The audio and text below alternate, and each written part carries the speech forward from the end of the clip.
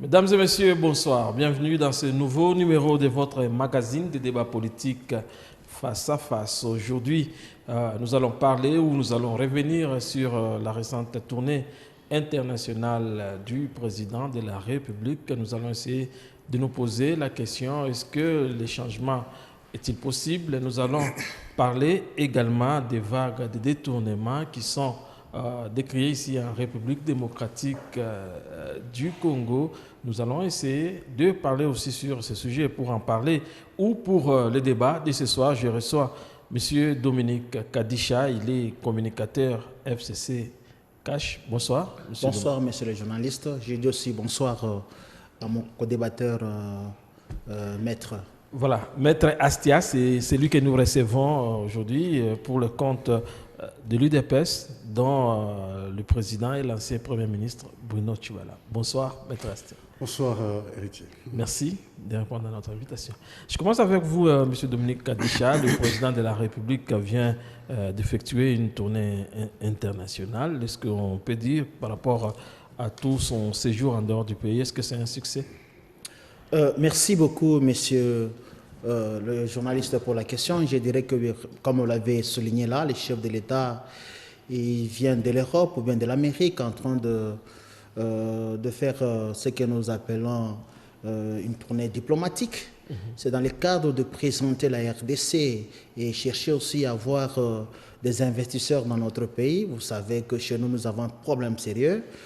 Que le chef de l'État, en tant que le meilleur élu de tous les Congolais et le vrai responsable de la RDC, il devait aller faire des contacts au niveau international, question de présenter le pays, question de séduire aussi les investisseurs pour venir un peu investir chez nous au Congo, parce que tout ce que la communauté internationale a besoin, je pense que chez nous au Congo, c'est facile d'y trouver. Alors il fallait quelqu'un pour aller présenter tout ce que nous avons comme minerais, tout ce que nous avons comme richesse chez nous. Et c'est pourquoi le chef de l'État, en tant que le numéro 1 de la République, c'est à lui d'aller faire tout pour qu'il puisse un peu amener la République vivre de la Chine en RDC, ou dire que la RDC soit réellement la Chine de l'Afrique. Tout ça, il faut un chef de l'État qui sait un peu booster l'économie, qui sait un peu de parler économie, qui sait un peu de parler politique, qui sait un peu de parler affaires. Donc, voilà ce qui a poussé le chef de l'État, son Excellence Félix Tshisekedi, d'aller un peu partout là et de parler de la RDC. Voilà un peu. D'accord, nous allons revenir à vous tout à l'heure, le temps de donner la parole à Maître Astia, aussi un commentaire par rapport à la récente tournée du chef de l'État. Oui, il lui revient de par la Constitution de voyager comme il veut. S'il veut faire 6 mois à l'étranger, il peut le faire, la loi le lui permet. En tout cas, je ne vois pas quelque part où c'est interdit au chef de l'État de ne pas voyager et de faire 6 mois, 8 mois ou 12 mois. Enfin, comme il a l'ambition de le faire. Et comme le co-débatteur vient de le dire, si c'est dans l'intérêt de la République, moi je n'en vois pas d'inconvénient. Mais ce que je ne suis pas peut-être d'accord avec mon ami d'ici en face, c'est quand il voudrait maquiller ce voyage en disant qu'on veut présenter la République démocratique du Congo. Je pense que c'est une insulte aux 69 ans de la République, parce que la République n'est plus à présenter, 69 ans déjà. Et peut-être au cas où lui ne le savait pas, c'est depuis le 19e, 18e siècle avec Stanley et toute sa suite que ce pays a été vanté et dont on connaît les mérites, notamment sur la grandeur de la richesse du sous-sol. Mais j'ai quand même apprécié, parce que le chef de l'État, en disant qu'il était mieux pour nous de faire la révolution, une revanche du sol sur le sous-sol, ça, il a dit. Bon, maintenant, la place, le temps est arrivé pour le chef de l'État de s'occuper du déraillement que nous avons connu, de s'occuper, en étant ici sur place, c'est que nous avons besoin d'avoir un chef aussi, comme il l'est fait actuellement, je crois qu'il est à Bukavu, en étant sur place, il y a eu des déraillements quelque part, il y a eu des éboulements à Maniema, nous avons l'insécurité. D'ailleurs, il a dit qu'il est prêt à donner sa vie pour que la sécurité soit rétabli. Donc, de ce point de vue-là, nous aimerions voir le chef de l'État en République démocratique du Congo gérer cette fois-là comme un chef de l'État, pas comme un ministre des Affaires étrangères. Bon, enfin, c'est ma façon de voir les choses, même si cela ne va quand même pas énerver la sensibilité de tous ceux-là qui aiment le chef de l'État, parce qu'à ce moment, on doit le reconnaître, il est à l'apogée de sa popularité. D'accord. Alors, M. Dominique Kadisha, on reproche quand même au président de multiplier des voyages. Il passe peut-être 3 semaines à l'extérieur et rien qu'une semaine en RDC. Est-ce que cela n'est pas un inconvénient? Je pense qu'il n'y a pas un problème à décrire pour le voyage du chef de l'État. Allez-y comprendre que le chef de l'État, il est arrivé aux affaires au moment où, sur le plan diplomatique, il fallait qu'il réchauffe un peu de relations diplomatiques. Vous savez, il y a 2 fois que le régime passé, des fois, il ne payait même pas des cotisations dans des organisations comme ça.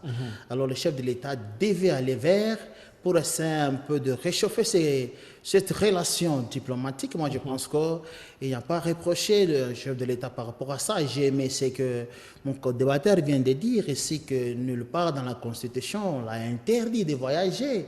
Mais surtout lorsqu'il fait des voyages, c'est pour amener quelque chose à la République.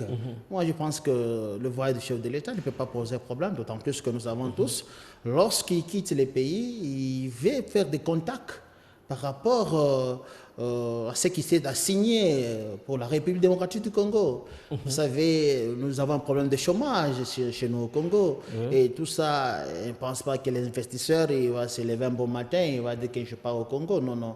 Il faut toujours quelqu'un pour présenter un peu la RDC. Si je parlais de la RDC, et présenter la RDC, c'est par rapport à ce réchauffement diplomatique. Le Congo est connu, il y a belle lurette que le Congo est connu sur toute la planète. Mais c'est sur le plan diplomatique, il y avait un peu de quelques refroidissements et que le chef de l'État devait toujours aller voir ses pairs pour essayer un peu de parler diplomatique et de parler diplomatie. Moi, je pense que ce n'est pas un problème compliqué pour ça. Par rapport à ces voyages, on parle aussi des frais que cela entraîne et que ça l'amène à dépasser le budget même de la présidence. Mais que voulez-vous? Que voulez-vous? Ce n'est pas seulement avec l'arrivée de Félix Tshisekedi, même à l'époque de Kabila, nous connaissons toujours que les budgets présidentiels posaient toujours problème. Mais ici, il y a question de l'intérêt même de la nation. Le président de la République ne voyage pas parce qu'il a l'envie de voyager. Et c'est un bourgeois, c'est un monsieur qui a grandi en Europe. C'est un bourgeois. Voilà, c'est un monsieur. Donc, il ne peut pas envier aujourd'hui des voyages. Par contre, lorsqu'il voyage, c'est pour nous amener quelque chose dans notre pays. Moi, je pense que nous devons soutenir, nous devons l'appuyer, que d'ici là, nous allons voir les retombées. Jusque-là, ce sont des contacts qu'il est en train de parler, mais je vous dis, d'ici peut-être 2020, nous verrons les retombées de ces voyages-là. Et je pense que nous allons tous parler le même langage par rapport à ces voyages-là. D'accord. Alors, Maître Astia, est-ce que ces voyages vont réellement réchauffer la diplomatie comme... Non, mais M. Dominique, quand je parle de réchauffement diplomatique, tout ça, ce sont des phrases qu'il a toujours entendues à la télé. Il entend, on dit réchauffement diplomatique. Il vient, il ne va pas rater l'occasion. En tout cas, ça ne l'a pas raté. Il a dit, je veux aussi utiliser cette expression, réchauffement diplomatique. Je ne suis quand même pas d'accord quand il arrive pour dire il y avait des cotisations non payées. Dans mes minutes à moi, qu'il nous dise quelle est l'organisation que lui connaît où on n'a pas payé la cotisation. Dans mes minutes, qu'il nous dise et puis on va avancer. Allez-y, on va lui donner la parole. Alors, si les journalistes posaient la question, là, je vais les répondre. D'accord. Comme vous et moi, nous sommes là, nous ne sommes que les invités du journaliste. Donc, tu n'as pas l'habilité de me poser des questions. Il a tout le temps. Quand même, les journalistes vont me poser la question et je vais répondre. Il a tout le temps de dire ce qu'il vient de dire là, sans donner seulement l'organisation, parce qu'il n'en a pas. Ce sont des choses, ce sont des formulations qu'on garde pour déstabiliser. Écoutez, on ne crache pas dans la main qui t'a nourri. Parce que tu peux toujours en avoir besoin à un moment utile. Et d'ailleurs, écoutez, nous sommes tous dans une même maison. Quand on parle le chef de l'État a dit qu'il ne faut même pas fouiner. Lui ne fouine pas dans le passé. Vous voulez savoir, il n'a pas... Non, le chef de... Qu'est-ce que ça vient faire? Qu'est-ce que ça vient faire ici, la bourgeoisie du chef de l'État? le journaliste voudrait savoir si ce n'est pas des voyages de trop. C'est tout. Et vous, vous dites que non, c'est un bourgeois. Bon, écoutez... C'est-à-dire qu'il n'a pas envie d'aller en Europe parce qu'il connaît déjà l'Europe. Vous savez que le voyage est une école. Donc, il faut toujours envier voyager pour apprendre. Donc, quand vous venez dire que je ne peux pas voyager parce que je n'envie pas le voyage, quelqu'un qui voyage a une connaissance de trop. Le débat n'est pas là de savoir s'il est bourgeois ou pas, s'il est Melchisedec ou ange. Non. Ici, on veut savoir, est-ce que ça ne coûte pas trop sur la République? D'abord, j'ai commencé par le faire voir à Domi que ce n'était pas normal qu'on nous parle de présentation de la République. Quand il sent que je lui dis que la présentation a été faite déjà il y a longtemps, d'ailleurs les Belges connaissent mieux ces territoires peut-être que la plupart des Congolais, là il dit réchauffement diplomatique. Quand nous lui faisons voir à ce jour que ce sont des expressions qu'il a toujours entendues. On ne réchauffe que des choses qui étaient en veilleuse. Or ici, nous étions en relation avec... Est-ce qu'il est important à ce moment de multiplier des voyages? Il dit, c'est dans l'intérêt du chef. Bon, nous allons apprécier. Il nous dit d'attendre. Nous allons apprécier. Mais moi, je dis, pendant ce temps qu'il faut attendre, nous avons connu des déraillements. Nous connaissons de l'insécurité. Même l'insécurité dans le domaine du travail. Moi, je pense que nous avons besoin d'un chef qui vient nous sécuriser, qui vient nous garantir. Il l'a dit. Nous souhaitons, en tout cas moi je croise le doigt, pour qu'il fasse au moins 2 semaines ou 3 semaines ici, pour qu'il gère encore certaines histoires de la République avant qu'il ne parte. Vous voyez, en fait, mon souhait... Vous savez déjà qu'il va partir. Bon, comme on dit qu'il doit encore aller réchauffer, je ne sais pas, c'est avec une micro-ondes ou c'est avec une cuisinière, pour ça je ne sais pas. Mais pour nous, nous voulons, je croise les doigts, les 2 doigts d'ailleurs, pour qu'il fasse au moins 2 semaines cette fois-ci, à Lubumbashi, plutôt au pays, pour régler le problème de la sécurité alimentaire, la sécurité du travail, l'insécurité physique, pour qu'il règle le problème, par exemple, de l'insécurité sanitaire.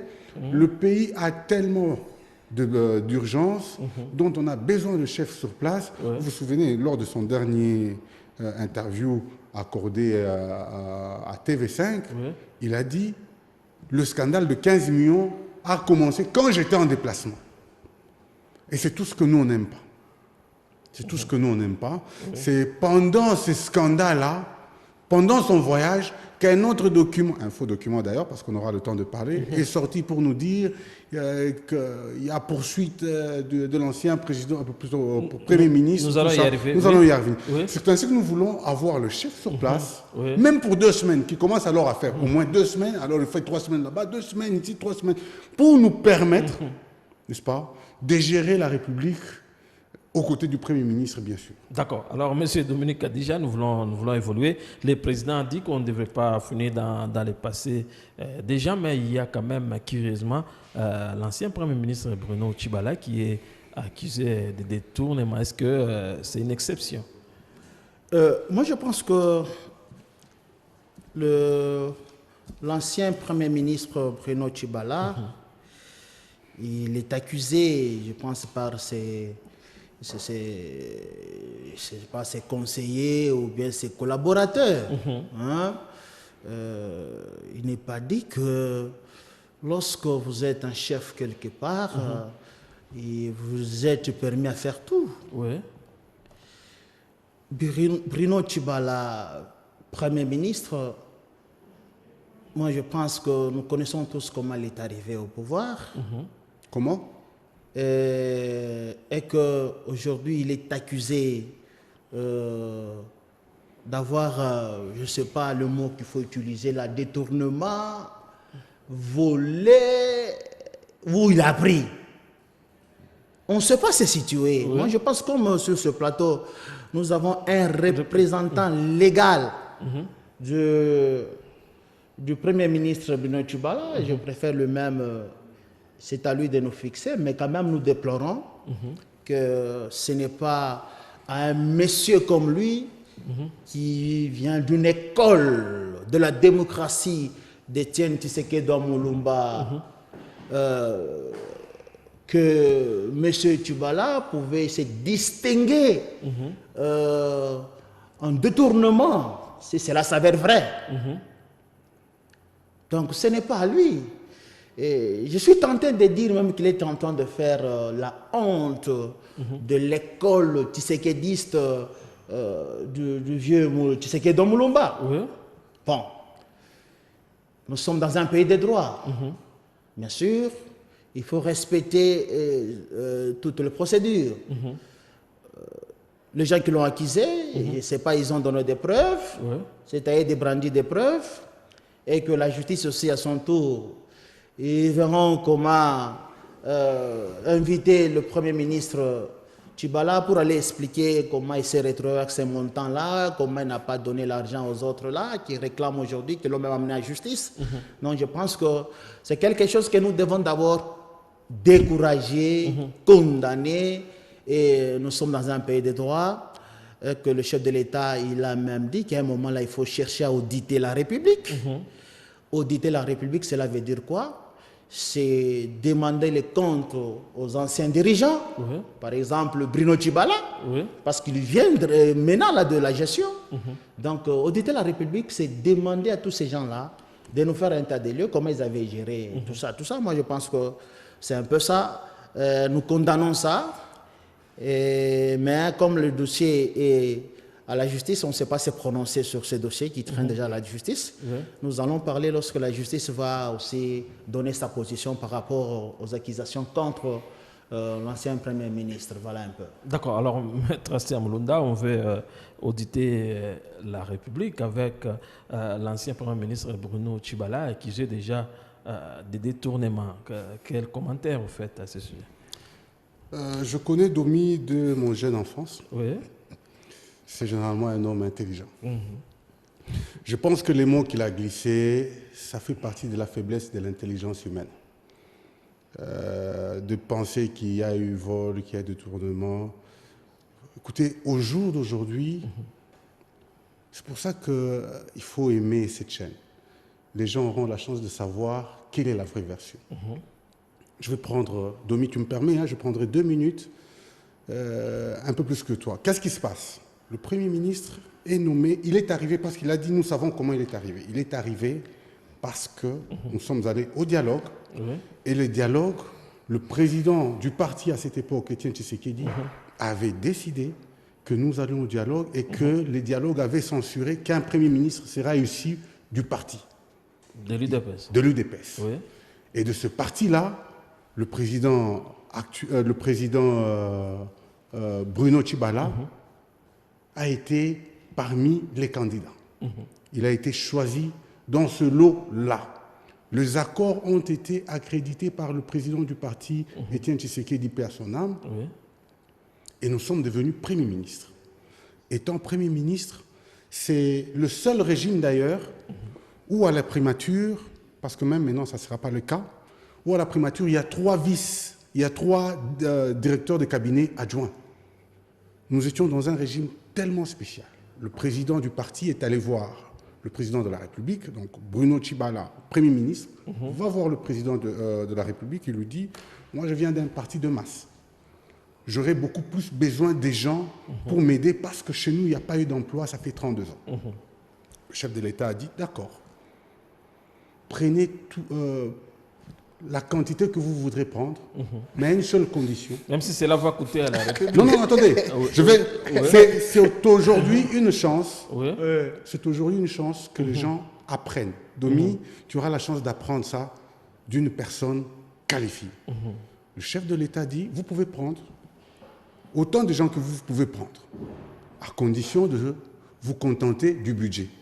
Donc le budget qui faisait fonctionner la primature lors de Matata Mpogno, lors de Sami Badi Banga, c'est le même budget. Cela veut dire, supposons que lors de Matata Mpogno, on utilisait $300 comme budget par mois. C'est la même quantité, c'est la même somme, c'est le même montant. Malgré le nombre de conseillers. Malgré le nombre des conseillers, des collaborateurs que le Premier ministre Bruno Tchibala a utilisé. C'est comme ça que nous avons eu même 3 directeurs de cabinet adjoints, nous avons eu plusieurs CP, nous avons eu plusieurs CTS, nous avons eu plusieurs conseillers, nous avons eu plusieurs... Il y a eu beaucoup de gens, parce que nous venions pratiquement du chômage. Pas pratiquement. On ne travaille pas, la plupart des gens de l'UDPS ne travaillent pas. Donc c'est une raison fondée. Non, attendez. Nous allons, je préfère, j'ai demandé à Domi de me permettre, parce que ça vaut quand même la peine. Allez-y. Et à cette époque-là, on a pris, quand on fait la moyenne, Bruno Tchibala, plutôt Matata Mpogno et Sami Badi Banga, le personnel entier de la primature, je dis donc chauffeur, jardinier, conseiller, tout le monde y compris, n'atteignait pas 400. Nous sommes allés au-delà de 500. Pourquoi? Parce qu'il fallait, et c'est vrai, et c'est correct. Mais le montant, le budget alloué au fonctionnement de la primature restait le même. Conséquence, tout le monde, on devait réduire leur argent. C'est d'ailleurs ce qui a fait que certains des conseillers disaient, quand nous étions avec tel Premier ministre, il nous était facile dans 3 ou 4 mois de nous acheter un véhicule. Ici, c'est difficile parce qu'effectivement, le Premier ministre leur a dit, nous sommes dans la social-démocratie, nous allons nous partager les peu que nous avons à chacun. C'est normal. C'est le contexte dans lequel nous avons eu beaucoup de gens et qui n'ont pas eu suffisamment d'argent comme dans le temps. Et d'ailleurs... Donc ce n'était pas un gonflement comme Non, le chef de l'État avait approuvé cela. Vous voyez? Et alors, nous avons commencé à travailler comme ça. D'ailleurs, à un moment donné, les gens pensaient que ces gens-là, certains conseillers disaient qu'ils ne touchaient pas ce qu'il fallait. C'est quand il y a eu une réunion, on leur a dit, voilà le nombre, nous devons nous partager ce montant-ci. Après cette époque-là, voilà, on a nommé un Premier ministre au mois de mai. Je dis bien au mois de mai. On a remercié tous les conseillers. Tout le monde, je dis bien tout le monde, a touché son indemnité des sorties. Et on leur a demandé de rester à la maison. Seulement, à cette époque-là, quelques gens sont restés plutôt à la primature, continuant en entendant l'arrivée des Lunga et Lunkamba. C'est notamment les CTS, donc le conseil technique spécial, les CP, le conseil politique, les directeurs de cabinet adjoints, ainsi que la CAF, celui qui tient la trésorerie. Ceux-là l'ont accompagné. Ceux qui sont en train de faire du bruit aujourd'hui disent qu'il n'est pas normal, je dis bien, qu'il n'est pas normal de nous laisser là, alors qu'on est censé continuer jusqu'à ce que le Premier ministre actuel nomme son cabinet. Parce que le Premier ministre actuel n'a pas encore nommé son cabinet. C'est le même problème qu'on connaît au gouvernorat. Tant qu'on n'a pas encore nommé d'autres cabinets, il est censé que les autres doivent continuer. Mais eux, on leur a demandé de rester à la maison, on leur a déjà donné leur argent, et ils sont en train de créer des rubriques. Alors, comme vous connaissez maintenant la vraie version, bon, je vous ai parlé de la quantité de gens, parce que je vous ai montré comment les choses fonctionnent, je voudrais laisser maintenant les temps à la justice, pas lui, parce que lui a dit qu'il ne peut rien dire, lui au moins. Il a été franc, il dit, lui mais ne comme peut c'est dans rien un dire. débat, il doit quand même donner son avis aussi. Vous venez de nous éclairer. Est-ce qu'on ne peut pas dire quelque chose, maître? Non, je vous en prie, nous sommes dans un état de droit. Allez-y, je vous donne le temps des répliques. Est-ce que finalement Bruno Tchibala est blanchi par rapport à tout ce que nous... Il sera blanchi par la justice, mais il fallait qu'il connaisse quand même la J'aime version. l'intelligibilité de mon co-débatteur, maître. Mais maître, vous êtes juriste. Lorsque vous essayez un peu de nous parler comment est-ce que le Premier ministre, votre président du parti, il était parti voir le chef de l'État à l'époque, l'Excellence Joseph Kabila, pour parler un peu de comment lui vient d'un parti politique des masses. Il est d'un parti de masse. Voilà, Il est d'un nous parti de connaissons, masse. nous savons. Et qu'il vient d'un parti des masses. Qu'il est d'un parti de masse. Il est d'un parti des masses. Mais vous savez déjà que lui, là, le président Bruno, avec le soi-disant parti des masses, il avait déjà une divorce.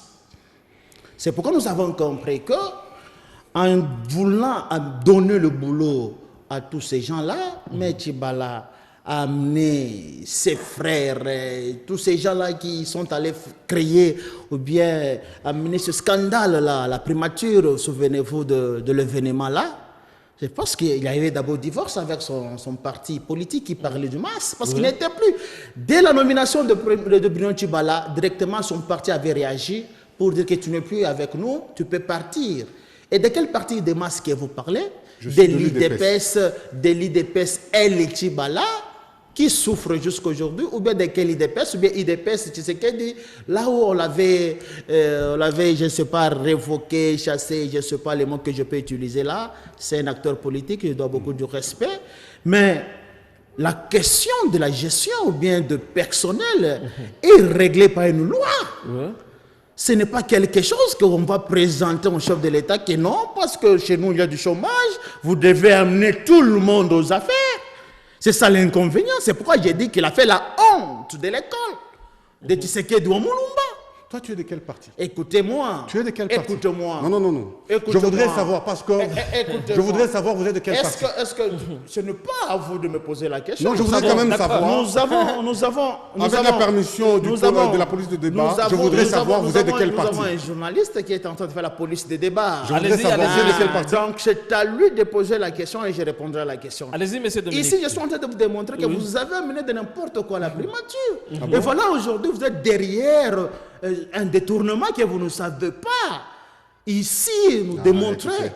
Je vous ai laissé le temps, vous avez demandé 2 minutes, je vous ai laissé le temps, vous avez le même nombre de minutes. Essayez un peu de nous amener dans des histoires avec beaucoup de souffrance. Mais non, un pays ne se gère pas comme ça. Nous avons un parlement. On ne peut pas aller négocier l'affaire de l'État, c'est comme si vous êtes en train de négocier les marchandises dans une kiosque, ça ne peut pas passer. Il est clair dans la loi organique. Lorsque vous êtes gouverneur, vous avez autant de conseillers, tu ne peux pas aller négocier avec quelqu'un, non, avec un chef, non, comme nous venons d'un parti des masses, donnez-nous autant. Non, il y a une loi, maître, c'est pas à moi quand même de vous rappeler ça. Il y a une loi. Vous nous parlez de 500 personnes à la primature. Plus de 500. Oui. Plus de 500 personnes. Mais ça, c'est quoi ça? Aujourd'hui, vous souffrez maintenant comment? Remettre à toutes ces 500 personnes les frais de sortie. Vous souffrez? Il a dit que tout le monde a déjà touché. Mais directeur, si tout le monde là, ils ont déjà touché l'argent, vous pensez que quelqu'un qui a déjà touché son argent, il peut encore aller se plaindre dans la justice? Il faut être malade. Ah donc. Il faut être malade. Ceux-là qui sont pleins sont malades. Je pense que ces gens-là, ils n'ont rien touché. C'est ça la vérité. Ils n'ont rien touché et ils réclament leurs droits. Ici, je pense que le Premier ministre, il doit justifier. Il doit se justifier devant la Cour. Je ne sais pas, c'est la Cour de cassation, je ne sais pas, là il est invité, qui explique un peu comment il a pu gérer ces 500 personnes plus. Mais maître a expliqué ici, ils se sont partagés le même budget alloué à la primature. Il s'est appuyé sur quelle loi? Parce qu'il y a une loi des finances qui règle les salaires des personnels.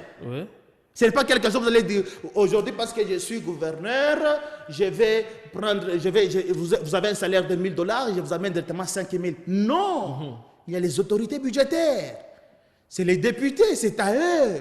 Ça doit passer partout là. Mais je me pose la question, c'était par quelle magie que le Premier ministre, il se débarque chez un président de la République. Il commence à négocier. Non, ici je vais payer $300. Comme on paye $300, j'ai autant de personnel. Je vais voir, ils peuvent commencer à toucher même $75. Ça s'est fait où? Ça s'est fait où? Et c'est ça, quelle gestion ça? Non. Ici, je comprends maintenant. J'ai bien suivi, je dirais même la déclaration de maître ici. Et réellement, il y a détournement. Je comprends qu'il y a détournement. Parce qu'il est allé au-delà même de l'effectif. Et il souffre maintenant comment arranger avec tous ces gens qu'il a amenés. Nous avons vu, qu'est-ce qu'on n'a pas vu à la primature à l'époque de Bruno Tchibala? Donc ce n'est pas un règlement de comptes. Il n'y a pas de règlement de comptes. C'est un règlement de comptes contre qui? Contre Bruno Tchibala parce qu'il a quand même quitté l'UDPS. Ah, là, c'est leur problème. Je pense à l'époque déjà, l'IDPS délimité. ils ont eu, je pense, à notifier au président de l'UDPS aujourd'hui, Tchibala, qui ne fait plus partie de l'UDPS, Tshisekedi. Ouais. Va un peu. Donc, moi, je me posais même la question, de quel parti de masse qu'il s'agissait à l'époque? Parce qu'il n'était plus de l'UDPS, dit parti de masse. Laissons Maître Assia nous éclairer. Il s'agit finalement de quel UDPS? Parce que il n'est pas question de l'UDPS Tshisekedi, qui est reconnu comme étant un parti de masse. Il suffit seulement de voir le pins que j'ai sur ma veste. Vous allez vous rendre compte que je suis de l'UDPS. Ça, c'est un. De deux, je comprends dans quelle euphorie vous vous mettez. Je vous ai quand même offert une possibilité de donner quelques notions de droit économique. Écoutez, je sais que la loi nous dit que nous sommes régis par l'autorité budgétaire. C'est vrai. Je sais aussi qu'un ministre provincial, par exemple, son cabinet ne peut pas dépasser 10. OK.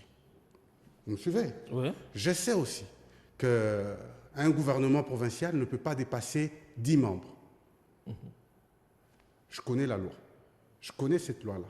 Mais au jour d'aujourd'hui, j'accepte que je suis ignorant sur un point. Et je voudrais qu'il m'éclaire. Donnez-moi la loi qui détermine ou qui limite le nombre des agents à la primature. Je voudrais qu'il réponde et je continue.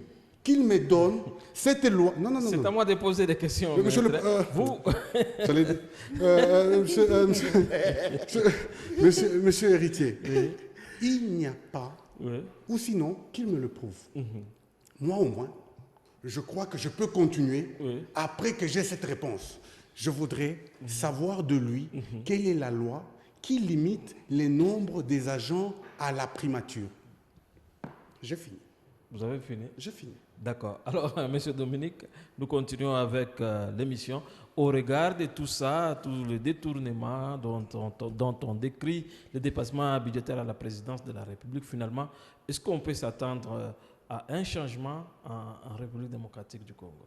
Merci beaucoup. Avant que j'arrive à répliquer à votre question, je voulais un peu rencontrer le souci de mon co-débatteur, que je le trouve aujourd'hui très gentil. Hein? Maître, lorsque vous allez dans un cabinet, il y a des personnels politiques et les personnels de carrière. Ce n'est pas pour rien ici en province, nous parlons de directeur ou bien de la direction de fonction publique locale. Non, moi je parle de la loi. Je suis en train de vous dire. Je voudrais que vous nous dites. Je suis en train de vous dire comment les choses se passent. Ça, je sais. J'en ai évoqué ici. Comme tu le sais là, évoluons. Je réponds maintenant les questions parce que quelle est la loi qui limite le nombre des agents à la primature? Tu reconnais. Mais quand vous arrivez aux affaires, vous trouvez que le Premier ministre Tchibala, non, à l'époque c'était l'excellence, nous commençons avec Matata Ponyo. Je l'ai souligné, qu'il avait aussi ses 400. Badi Banga a maintenu ses 400. Maintenant, vous êtes allé au-delà des 500, 600, pourquoi? Voilà, parce que nous étions dans un régime spécial. Vous m'avez posé une question, je veux répondre. Non, écoutez. Écoutez-moi. Non. C'est à moi.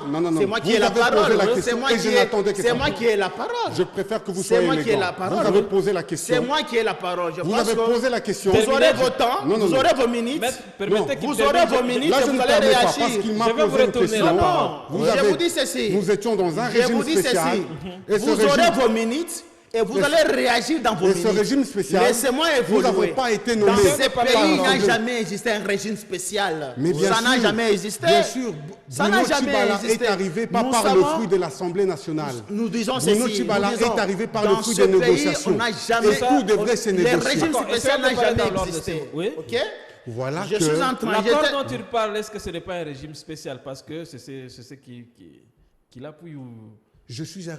Nous sommes arrivés par un régime spécial qui a fait que Bruno Tchibala soit Premier ministre et tout était spécial. C'est comme ça que nous avons eu même 3 directeurs de cabinet adjoints. Monsieur le journaliste, je vous dis, dans ce pays, le régime spécial n'a jamais existé. Oh là là. Le président de la République, après avoir constaté comment le pays évoluait, aller aux élections de notre côté, ne voulait pas aller aux élections. Et nous étions juste à côté du mur. Qu'est-ce qu'il fallait faire? Il fallait réfléchir en politique comment contourner ces murs-là. C'est pourquoi nous sommes allés jusqu'à organiser le dialogue. Vous connaissez l'histoire. C'est à l'issue de ces dialogues que nous avons vu Bruno Tshibala être investi ou nommé Premier ministre. Ça, ce n'est pas un régime spécial. Si vous voulez organiser notre émission, nous reviendrons pour expliquer un régime spécial, c'est quoi? Ce n'est pas ce qu'il va nous dire là. J'étais en train de te démontrer comment le pays ou bien la primature ou le gouvernorat, comment les choses sont organisées, mais vous m'avez coupé. J'étais en train de vous expliquer qu'il y a des personnels, les personnels politiques et les personnels de carrière. Ça, tout le monde sait. Voilà. Même le gouvernorat, si vous voulez amener des gens, mais amener les gens là dans le carrière, dans les personnels de carrière. Il y a un DFPP qui est là. On va créer l'histoire de Oussaf ici. Vous allez amener des gens là-bas. Vous n'allez pas amener dans le cabinet, on vous dit par exemple, vous devez avoir 24 conseillers. Vous allez plaider à côté que non, chez moi, le chômage, je peux aller à 50. Ça, c'est quoi ça? Ça, ce n'est pas la République. Le changement, parce que vous avez parlé du changement. Est-ce que c'est possible par rapport à tout ce que nous vivons actuellement? Mais nous sommes en train de vivre le changement. C'est ça même la conclusion. Nous vivons déjà le changement. D'autant plus que nous avons un gouvernement, que des grosses pointures ne sont plus là. C'est déjà un signe qu'il y a un changement. Aujourd'hui, j'ai vu le ministre, même les secrétaires généraux sont en train de défiler devant la cour pour aller réclamer ou bien réclamer leurs biens. C'est qu'ils ont comme bien. Voilà, c'est un changement déjà. Donc nous dirons que le changement, nous sommes en train de vivre ce changement déjà. Ça va aller. Il paraît même les administrateurs ici, ils ont aussi déclaré leurs biens. Parce que ce pays doit être audité. Lorsque nous avons déjà l'esprit d'auditer la République, c'est déjà un changement. Donc aujourd'hui, tu ne peux pas... tu ne peux pas faire tout ce que tu veux parce que tu es ministre quelque part ou bien tu es nommé quelque part. Non, tu dois respecter les principes. C'est un changement. Et le vrai changement, nous allons le sentir. Le chef de l'État, il est en train de voyager pour essayer un peu d'amener tout ce que nous attendons dans le pays. Je vous avais dit que d'ici janvier, vous verrez comment les investisseurs viendront pour chercher comment amener leurs capitaux dans notre pays. D'accord. Alors, Maître Astra, nous allons conclure. Est-ce qu'au regard de tout ce que nous venons de dire ici dans cette émission, peut-on s'attendre maintenant à un changement? Le changement a commencé avec l'organisation des élections que nous avons organisées, avec le fonds propre. C'est déjà un changement. Je crois qu'il est difficile de constater cela, mais écoutez, quand on est lucide, on se rend compte que le gouvernement Bruno Tshibala a organisé les élections avec le fonds propre, sans recourir aux États ni voisins ni européens, avec les outils qui seront réutilisés.